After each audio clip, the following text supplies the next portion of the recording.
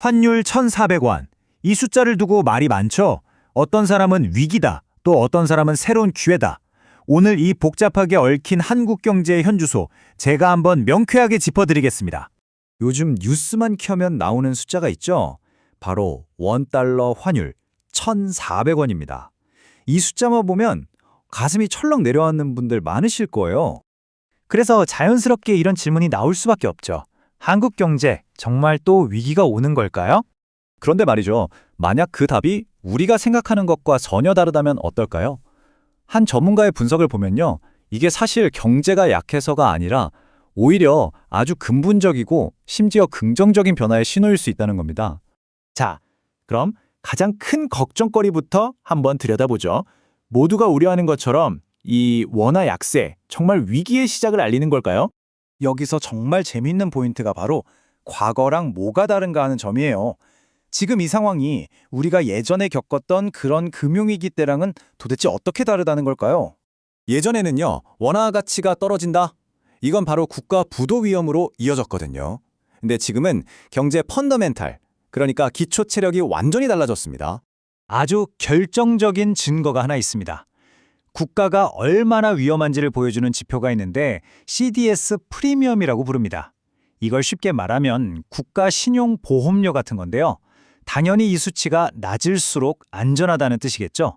근데 지금 한국이 어느 정도냐면요. 약 0.2%. 이건 뭐 세계적으로도 손에 꼽힐 만큼 안전한 수준이라는 얘기입니다.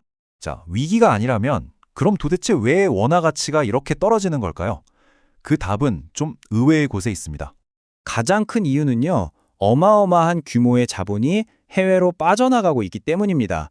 작년 3분기까지만 해도 무려 1,000억 달러, 우리 돈으로 140조 원에 가까운 돈이 나갔어요.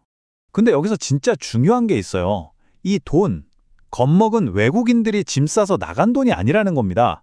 바로 우리 한국인들이 해외에 투자한 돈이라는 거죠. 이게 바로 패러다임의 변화를 보여주는 겁니다.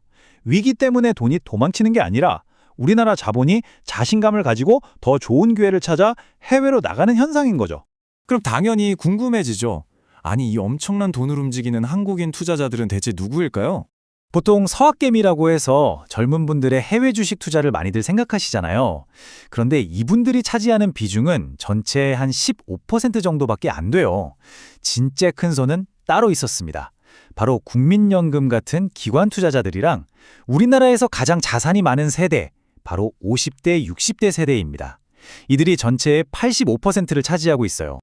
그렇다면 이게 그냥 잠깐 이러다 마는 걸까요? 아닙니다. 이건 일시적인 현상이 아니에요. 우리는 지금 한국 경제에 아주 근본적인 구조적 변화의 한가운데 서 있는 겁니다. 이런 현상을 설명하는 경제 용어가 있습니다. 일본에서 온 말인데요. 바로 와타나베 부인입니다. 이게 뭐냐면 한 나라가 부유해지면서 국내에 쌓인 돈이 더 높은 스윙을 찾아서 전 세계로 투자되기 시작하는 그런 현상을 상징하는 말이에요. 이게 하나의 흐름인데요. 보세요. 수십 년 동안 수출로 열심히 돈을 벌어서 나라와 개인의 부가 쌓이죠. 그럼 이 돈이 국내에만 머물지 않고 더 높은 수익을 찾아 해외로 눈을 돌리기 시작합니다. 여기에 연금 계좌 같은 세금 혜택까지 더해지니까 해외 투자가 더 빨라지는 거고요. 결국 이게 일시적인 게 아니라 아주 지속적이고 구조적인 자본 유출의 흐름을 만들어내는 겁니다. 말하자면 부자 나라가 겪는 일종의 성장통 혹은 성숙의 과정이라고 볼 수 있는 거죠. 자, 그럼 이 얘기가 우리랑 무슨 상관이냐? 왜 중요하냐?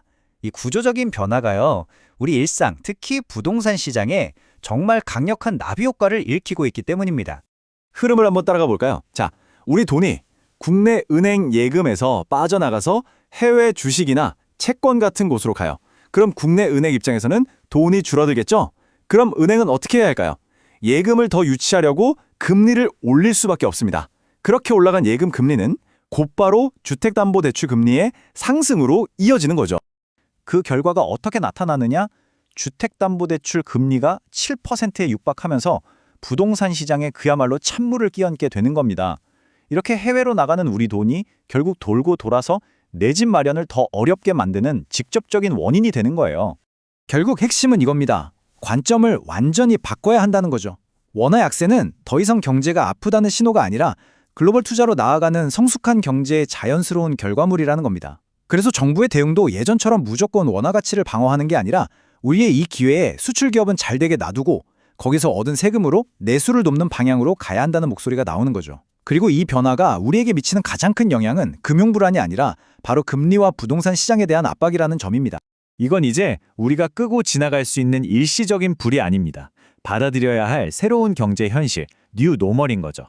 그렇다면 한국의 돈이 이렇게 계속해서 세계로 향하는 지금, 우리가 찾아야 할 다음 기회, 그리고 우리가 대비해야 할 다음 도전은 과연 어디에 있을까요?